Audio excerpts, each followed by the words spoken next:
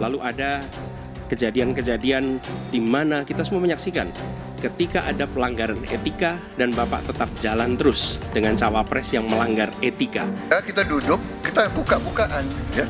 Mau bicara food estate, mau bicara apa, saya menilai, maaf ya, karena Anda desak saya terus terang aja saya menilai Anda tidak pantas bicara soal etik. Mas Anies gak usah takut, disebut aja angkanya berapa gitu loh, kayak saya gitu loh. Jangan di bawah 5, sebut aja berapa. 11 Mas, dari 100. Kalau benar masuk akal, saya setuju. Kalau ngomong-ngomong, ya kumaha. Jadi tidak hanya omon.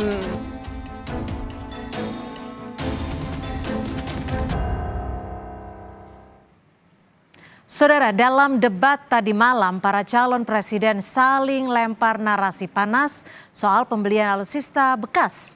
Capres nomor urut 1 Anies Baswedan menyinggung pembelian alutsista bekas dengan utang yang menurutnya utang negara harus digunakan untuk aktivitas produktif. Capres maksud kami nomor urut 3 Ganjar Pranowo dalam menjawab pertanyaan Prabowo terkait prioritas pertahanan nasional menyayangkan pilot pesawat menggunakan pesawat bekas. Sementara calon presiden nomor urut 2 Prabowo Subianto menilai pesawat yang digunakan untuk pertahanan nasional diukur bukan baru atau bekas pesawat, melainkan diukur dari usia pakai pesawat. Melakukan pengembangan skema-skema yang lebih kreatif dalam mencari hutang luar negeri, termasuk pelibatan swasta. Lalu memastikan bahwa ada perluasan wajib pajak yang harapannya nanti akan memperkuat juga GDP kita. Di samping mengurangi kebocoran pajak. Dan hutang-hutang yang kita gunakan untuk aktivitas produktif. Jangan hutang itu digunakan untuk kegiatan yang non-produktif. Misalnya hutang dipakai untuk membeli alutsista bekas oleh Kementerian Pertahanan. Itu bukan sesuatu yang tepat. Saya senang kalau nanti Bapak dalam forum ini menjelaskan ide Bapak untuk membeli pesawat bekas. Kenapa ini menjadi penting? Kami tidak rela dengan statement Bapak tadi yang saya dukung, Pak. Kasihan prajurit. Pak, kalau pilotnya itu mesti dilatih 3 tahun, pesawatnya bekas, Pak. Dan dia harus datang lagi, pelatihan lagi, Pak. Dengan resiko yang sangat tinggi, tentu itu sangat berbahaya. Saya ingatkan Bung Karno waktu menghadapi Irian Barat, seluruh alatnya bekas.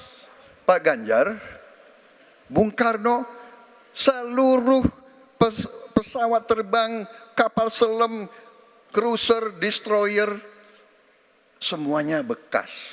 Saya katakan, bukan baru dan bekas, tapi usianya.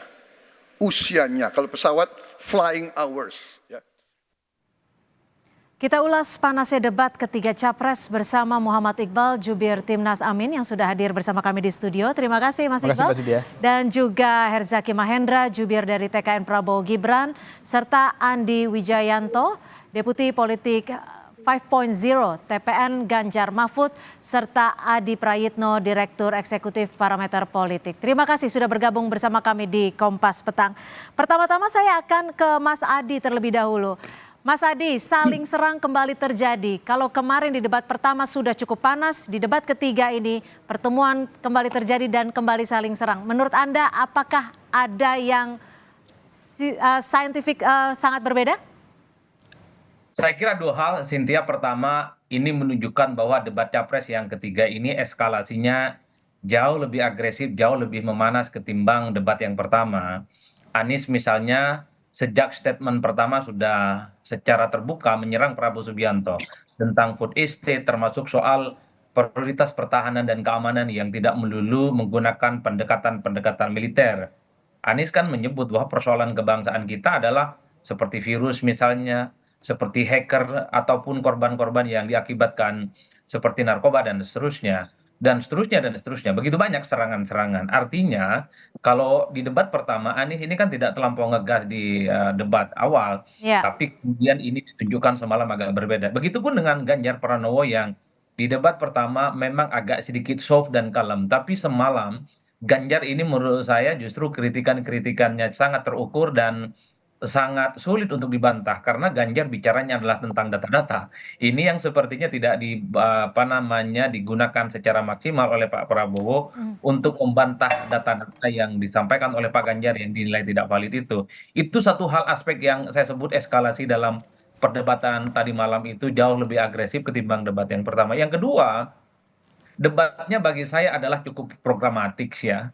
Karena memang yang dibicarakan tentang soal penggunaan hutang luar negeri yang kemudian di situ misalnya dikritik kok dipakai misalnya salah satunya untuk membeli pesawat bekas itu kan programatik. Ya, Atau misalnya pertanyaan-pertanyaan yang selama ini sebenarnya sudah menjadi pembicaraan publik tentang kegagalan food estate, tentang alutsista, dan kepemilikan lahan yang 340 hektar. Menurut saya itu adalah pertanyaan-pertanyaan yang sebenarnya hampir tiap hari kita dengarkan di ruang publik kita ini. Jadi itulah yang saya kira memang kalau mau jujur semalam itu paling banyak ditunggu sebenarnya bahwa kritikan dan tudingan-tudingan yang khususnya dialamatkan kepada Pak Prabowo itu diekspos dengan bantahan tentu dengan data-data yang juga bisa disampaikan secara terbuka terkait oke. misalnya NEF ya military essential Ya. force misalnya yang dinilai itu tidak sesuai dengan ekspektasi, itu kan data yang menurut saya cukup faktual dan valid. Oke, saya ke Mas Iqbal. Mas Iqbal, ini kan kalau dilihat tadi malam tuh Pak Anies menyerangnya sejak awal gitu loh. Ini bagian dari strategi untuk menaikkan elektabilitas atau bagaimana? Atau memang sudah terprogram di debat ketiga ini serangannya harus lebih gaspol? Ya masalahnya memang kan Pak Prabowo, ya Pak Legend Prabowo kan memang saat ini sudah menjabat sebagai Menteri Pertahanan. Yang tentu saja seharusnya dia bisa memberikan penjelasan apa yang sudah dia lakukan dan apa yang akan dia tingkatkan ketika nanti jadi presiden. Tetapi kami menilai bahwa di saat beliau menjadi Menteri Pertahanan, bahwa banyak sekali fakta-fakta yang menunjukkan bahwa beliau tidak mampu meningkatkan pertahanan Indonesia, termasuk kesejahteraan prajurit. Karena apa? Karena tadi ditanya tentang angka, jawabannya salah. Tapi berapa? Tidak direvisi. Ngajak ngopi, padahal itu bukan rahasia negara. Bukan rahasia negara. Itu sesuatu berapa luas lahannya, ya itu bukan rahasia negara. Jadi jangan kita berlindung di balik rahasia negara. Dan kami melihat juga bahwa ancaman yang selalu disampaikan selalu sifatnya perang fisik. Ya. Padahal dalam teori perang sekalipun ada banyak jenis perang itu. Termasuk perang mata uang ya, misalnya gitu. Ada perang asimetris, ada proxy war namanya, ada hybrid war namanya. Dan ada banyak lagi jenis-jenis peperangan yang dia tidak terlihat secara fisik tetapi gagal diantisipasi. Bahkan website Kementerian Pertahanan kita dengan anggaran yang ratusan triliun itu pun kena hacker. Artinya apa? Bisa jadi ya seperti yang kita sampaikan bahwa penggunaan dana Kementerian Pertahanan ini selalu top down. Dia tidak memiliki perencanaan yang matang. Siapa yang nawarin barang, dia terima. Padahal yang diinginkan prajurit itu banyak sekali. Termasuk tadi kita ingin bagaimana justru seharusnya ketika Pak Prabowo ini menjadi Menteri Pertahanan, inilah saat yang penting untuk meningkatkan kesejahteraan prajurit. Mas Anies misalnya ketika beliau menjadi gubernur, beliau banyak bekerja sama dengan TNI Polri membangun asrama-asrama. Oke, tapi ditahan dulu. Artinya Anda melihat Pak Prabowo tidak bisa menjawab pertanyaan Pak Anies? Ya, dia gagal menunjukkan kinerjanya. Oke, gimana Mas Herzaki dinilai gagal menunjukkan kinerjanya sebagai Menteri Pertahanan menurut Anda? Ya, terima kasih. Pertama ingin saya sampaikan, ya kemarin makasih Mas Ganjar kan menilai Pak Prabowo 5, Kementerian Pertahanan katanya 5. Lalu Mas Anies menilai 11, tapi dari 100. Jadi yang ingin kami sampaikan adalah ya teman-teman, Bapak Ibu yang bekerja di Kementerian Pertahanan, yang bekerja di Mabes TNI, yang bekerja di Mabes TNI AD, Mabes TNI AL, Mabes TNI AU. Inilah penilaian Anies Baswedan. Inilah penilaian Ganjar Pranowo terhadap Bapak dan Ibu semua. Ya, terhadap kinerja Bapak Ibu semua selama bertahun-tahun ya untuk negeri ini ya. Jadi demi kepentingan elektoral dengan mudahnya kemudian diberikan nilai segitu katanya. Padahal ya jelas-jelas Bapak Ibu tahu sehingga mana nih yang berpihak kepada Bapak Ibu yang bekerja bersama yang saling mendukung Bapak Ibu. Yang kedua yang kami ingin sampaikan juga kepada pendukung Bapak Joko Widodo, Bapak Jokowi. Pak Ganjar menilai Pak Prabowo Kementerian Pertahanan yang dalam berbagai lembaga survei dinilai sebagai kementerian terbaik di bawah pemerintahan Bapak Jokowi. ternyata ini nilainya hanya 5. Ya, inilah kemudian yang kita juga bisa lihat bagaimana pandangan Pak Ganjar terhadap Pak Jokowi. Jadi tentu pendukung Pak Jokowi tahu harus melakukan langkah apa sebenarnya ke depannya. Karena kan Pak Ganjar ini berasal dari partai yang menterinya banyak sekali di kabinet. Kalau Artinya dirasa yang ada ingin Anda kinerja sampaikan apa kementerian nih, yang Mas kurang, Herzaki? iya, yang ingin saya sampaikan, kalau misalnya bahwa menurut Pak Ganjar itu ada kementerian Kemhan ini ada yang kurang, ya silakan saja, bisa langsung komunikasi kok dari partainya. PDIP kan banyak sekali. Nah ini nggak apa-apa, ini 2 hal yang ingin saya sampaikan ya kepada teman-teman yang tadi. Nah yang ketiga yang saya ingin sampaikan juga, ini menarik tadi. Tadi apa Mas Iqbal tadi yang terakhir Mas Iqbal, yang disampaikan Mas Iqbal, Mana? Lupa. yang terakhir apa Mas Iqbal? Hah? Hah? Enggak, ini mancing aja. Soal rahasia yang bukan rahasia lagi. Iya. Bukan gini, saya yang menarik ini begini Mas Iqbal gitu loh, ya kan? Kita bicara ini salah satu yang menjadi concern kami itu terkait dengan etika sebenarnya. Saya melihat bahwa kemarin sangat baik sekali ya debat kemarin itu. Kenapa? Dalam konteks bagaimana Pak Prabowo itu benar-benar menjaga yang namanya etika. Beliau menteri, terikat sumpah dan janji. Ya kalau orang yang tidak menjadi menteri pertahanan bebas saja mengumbar ini dan itu. Dan yang menariknya adalah tadi kita bisa tahu ini kan sebenarnya perdebatan ya. Ini kan kalau misalnya menilai kementerian pertahanan yang tadi saya sampaikan berbagai survei menunjukkan ini kementerian terbaik. Sebenarnya kan Mas Anies ini harusnya ngobrol dong dengan teman-temannya di PKB dan Nasdem yang pengusung utama Pak Jokowi gitu. Ya. Bisa ngobrol di Komisi 1. Kalau dianggap ada kinerja Pak Prabowo yang tidak pas, di Komisi 1 silakan dikritik, disampaikan gitu loh. Tapi pertanyaan besarnya selama ini program Kemhan ada nggak dikritik oleh teman-teman PKB, teman-teman Nasdem? Nah ini kan jadi pertanyaan besar, ada apa ini? Kok Mas Anies akan punya arah tersendiri berbeda? Jadi dengan menurut teman-teman Anda tidak Nasdem dan tepat PKB ketika gitu loh. kritikannya masuk di dalam ajang debat, seperti itu kah? Iya, kalau kami melihatnya seperti itu gitu, bahwa kan Oke. agak kontradiktif. Seakan-akan mengkritik loh, kan ini bagian dari itu, ada di Komisi 1. Silakan Anda sampaikan, kok dirasa emang kinerjanya ada yang kurang pas. Tapi nggak apa-apa, memang kalau Pak Prabowo kemarin tetap tegas, tetap komitmen, beliau tidak mau kemudian ada, kalau beliau mau membuka, ada beberapa hal yang bisa disampaikan, tapi beliau nggak mau, karena bagi beliau tidak ingin melempar kepada yang lain. Biarkan saya yang menerimanya, bagi saya apa yang jadi rahasia negara. Dan tolonglah jangan bilang Oke. nothing personal dan personal, tapi ujung-ujung ngebahas mengenai tanah ya katanya, hak milik Pak Prabowo. Saya mohon maaf ya gitu ya, mohon maaf gitu. Ini sebenarnya capres kepo atau capres Baik. caper gitu loh. Baik, Malah saya- yang diurus urusan pribadi, nggak bisa Pak berbicara ide dan gagasan. Pak Prabowo bicara ide dan gagasan besar untuk Republik ini dan telah membuktikan sebagai Menteri Pertahanan selama 4 tahun ini kinerjanya, dan sangat disayangkan tadi bicara mengenai tadi MMF gitu tadi ya, Minimum Essential Force. Ingat, 3 tahun kita menghadapi COVID itu ada realokasi dan refocusing anggaran. Yang Baik. memutuskan bukan Pak Prabowo. Pak Prabowo tidak mungkin, nggak bisa, anggaran saya harus tetap besar. Baik. Nggak, yang penting nyawa manusia. Baik, jadi rakyat Indonesia. oke, jadi Gitu. tidak terima ya Ya, kalau disebut tidak perform dalam masa jabatannya sebagai Menhan. Saya ke Mas Andi. Mas Andi, kalau performanya Pak Ganjar kan sedikit berbeda nih. Kalau kita lihat dari debat pertama, saat ini di debat ketiga Pak Ganjar juga terlihat cukup ngegas dalam tanda kutip dan juga ikut menyerang. Bagaimana? Apa yang membuat pola ini berbeda dari debat pertama? Secara pola sebetulnya tidak berbeda. Mas Ganjar tetap ngegas tentang data. Mas Ganjar tetap ngegas dengan program-program real yang muncul di data tentang Indonesia. Jadi ketika di segmen terakhir Mas Ganjar mengungkapkan indeks-indeks global yang turun, yaitu data realnya. Jadi jika yang di depan Mas Ganjar itu bukan Pak Prabowo yang Menhan, ya datanya tetap akan diungkap oleh Mas Ganjar. Ya, ada belasan indeks global yang disiapkan oleh Mas Ganjar. Tadi saya dengan teman-teman wartawan membagi lengkap indeks-indeks yang kami kaji, dan memang kami kemudian menemukan kecenderungannya turun.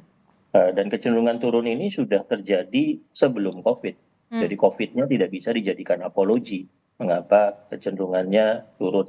Ya, salah satu misalnya kalau di luar pertahanan begitu ya, supaya Mas Zakinya tidak merasa kami mengkritik Kementerian Pertahanan. Ada data tentang daya saing industri. ada data tentang konektivitas global Indonesia. Nah, ini terkait dengan Kementerian Perhubungan dengan Kementerian Perindustrian. Datanya menunjukkan Indonesia menurun. Data tentang daya saing itu, atau misalnya data tentang Peace Index. Ya, ini data yang terkait dengan Pak Mahfud nih. Data tentang Peace Index menurun. Ya, tetap saja menurun. Jadi walaupun Menko Polhukam kami bertanggung jawab, misalnya untuk data Peace Index itu, kami harus menyampaikan bahwa indeksnya turun. Jadi mari kita menemukan akar masalahnya, mari kita menemukan sama-sama solusinya.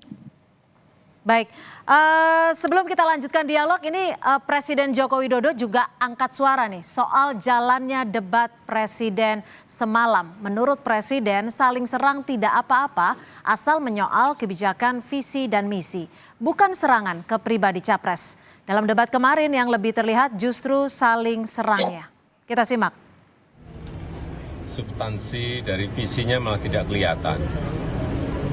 Yang kelihatan justru saling menyerang, yang sebetulnya nggak apa-apa, asal kebijakan, asal policy, asal visi yang diserang, nggak apa-apa. Tapi kalau sudah menyerang personal, pribadi yang tidak ada hubungan dengan konteks debat tadi malam, mengenai hubungan internasional, mengenai geopolitik, mengenai pertahanan, dan lain-lainnya, saya kira kurang memberikan pendidikan, kurang mengedukasi masyarakat yang menonton. Saya ke Mas Adi Praitno. Mas Adi, ini kalau bisa dikatakan baru pertama kalinya Presiden merespon debat Capres-Cawapres setelah debat ketiga. Apa maksud dari Presiden Jokowi? Kenapa baru sekarang? Apakah ada pesan tertentu yang ingin disampaikan? Ya kalau kita membaca statement-statement netizen terutama di Twitter ya, ini kan tafsirnya ada dua. Ini sebagai bentuk imbauan moral dari seorang presiden bahwa debat itu sebenarnya harus fokus pada penyampaian visi misi dan program dan memang mengekspos segala sesuatu yang memang menjadi concern kalau mereka terpilih sebagai presiden. Kalau mau jujur sebenarnya Cynthia semalam itu lebih banyak bicara tentang inward looking ya, lebih banyak bagaimana sikap politik kita ke dalam, tapi peran-peran untuk di dunia internasional memang tidak terlampau begitu banyak disampaikan secara publik. Tapi kan netizen tidak berhenti di situ. Bahkan ini kan mengkritik kok seakan-akan Pak Presiden ini dalam tanda kutip gitu ya menjadi jubir untuk paslon nomor 2. Itu kan pembicaraan netizen. Karena yang disinggung adalah serangan-serangan pribadi. Kalau mau jujur sebenarnya kalau kita iris hitung satu persatu, yang disebut serangan pribadi semalam itu kan karena disinggung soal kepemilikan lahan yang 340 hektar. Setahu saya dalam debat Pilpres sebelumnya 2019 misalnya, Pak Jokowi juga sempat menyinggung kepemilikan lahan yang dimiliki oleh Pak Prabowo. Rasa-rasanya Anies pernah nyontek siapa yang pernah disampaikan oleh Jokowi ketika debat dengan Pak Prabowo beberapa waktu yang lalu ya. Jadi bagi saya ini soal pribadi dan nggak pribadi kan tergantung bagaimana cara melihatnya. Rasa-rasanya Anies ketika menyinggung soal lahan itu kan ingin membandingkan dengan kesejahteraan prajurit yang katanya menurut Pak Anies itu masih belum sejahtera. Ada sekitar ya separuh dari prajurit yang masih belum memiliki rumah. Dan itu yang pertama ya Mbak. Namanya netizen kan tidak bisa dikontrol omongannya. Tapi bagi saya overall baguslah imbauan dari Pak Jokowi supaya ke depan di sisa waktu perdebatan ini jangan nyerang yang ada atensi-atensi yang sifatnya pribadi. Yang terakhir yang ingin saya katakan adalah kalau kita menghitung satu persatu, perdebatan semalam saya kira programatik kok. Misalnya Anies dan Ganjar itu mengkritik tentang ancaman Indonesia ke depan bukan hanya perang, tapi kan banyak misalnya cyber war, tentang proxy dan seterusnya ya. Jadi ada skala prioritas yang sepertinya memang ditanyakan, termasuk misalnya pertanyaan Ganjar terkait dengan apa yang akan diprioritaskan kalau misalnya Pak Prabowo jadi presiden, matra udara apakah darat ataupun laut, itu yang kemudian membuat Pak Ganjar Pak Prabowo itu tidak terlampau perform ya. Itu yang sepertinya. Nah untuk Bang Hersaki saya bantu. Pertanyaan dari Pak Iqbal itu sebenarnya ingin bilang begini, mana nih prestasinya Pak Prabowo? Udah itu saja tunjukkan, kira-kira begitu Pak. Baik, ditahan dulu Mas Adi. Kita masih akan membahasnya 3 capres saling serang di debat ketiga. Tetap bersama kami di Kompas Petang.